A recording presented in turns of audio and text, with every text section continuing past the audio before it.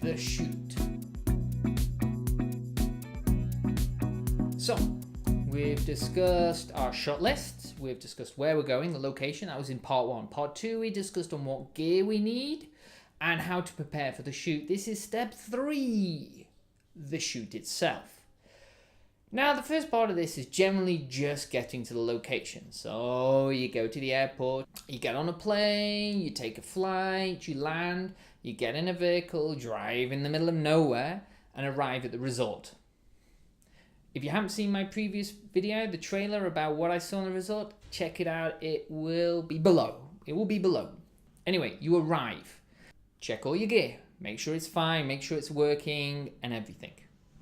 Get your bag packed for the next day. Whatever you're taking, done. Finished. The morning of the shoot, we had a special photographic permit to go into the park, which means we could go in 15 minutes later, spend the entire day there, and leave 15 minutes later than the regular safaris. Which basically meant you leave in the dark. So we set off in the dark. We arrive, they check our permits, and then we head off into the forest, ready to shoot. Wait. Remember that shot list we had? You know, that mental list of things we wanted to shoot? This is where you need to remember it. We wanted record shots. First time in this place. We want to make sure anything new we see, we take a photograph of. Remember it. We wanted landscapes. Hey, we wanted to see what it was like in this park. Remember it. We wanted environmental shots. We wanted close-up shots of tigers. We wanted motion shots of tigers and behavioral shots of tigers. So this is where you need to remember your shot list. It needs to be in your head because any opportunity that you see to tick off any of these, you need to take because it will never happen again. You get into the park, you're cruising around, you're looking around, it's cold, it's hot, it's warm, it doesn't matter. And you're listening out for all the different animals. You may see cheetah, you may see macaques, langurs, what else can you see? Nilgai in this particular park, you could also see sambar. You'll see all these different animals. But in our head, we're focusing on the tiger, all right? So you take shots of all these animals, you keep them because we need that to tell our story. This is our record shot. Once you find a tiger or you think you're close to the tiger, then you need to pay attention because you have 3 seconds to take an image. After that, they may disappear. So remember, you trace the animal, you've got 3 seconds. So the only way you can make the best shot within 3 seconds is if you are prepared. So periodically throughout the shoot, I'm constantly changing my settings for the current situation. A prime example is this image. Now this image is of a tiger crossing. Now we got there right at the end, just before it entered the bamboo.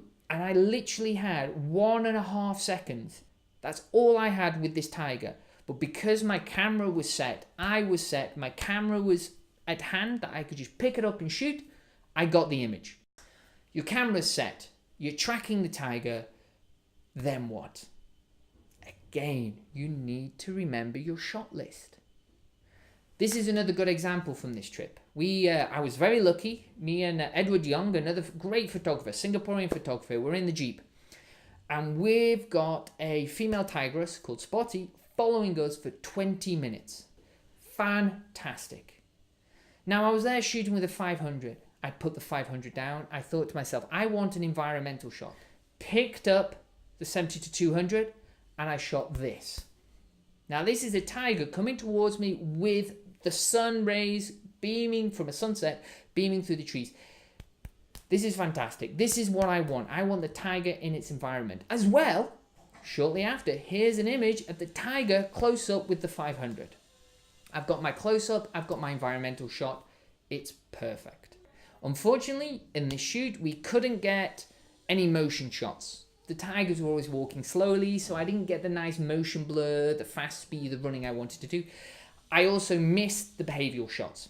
So every shoot you do, use it as a learning experience. You look at your shot list, you look at the pictures you've taken, and you see what you're missing. And this way, you can avoid missing it next time. That was the shoot. We drove around, we saw lots of animals, we had a great time. Next section is about importing, backing up, and how I select my keepers, how I select the images I'm going to edit and finally use.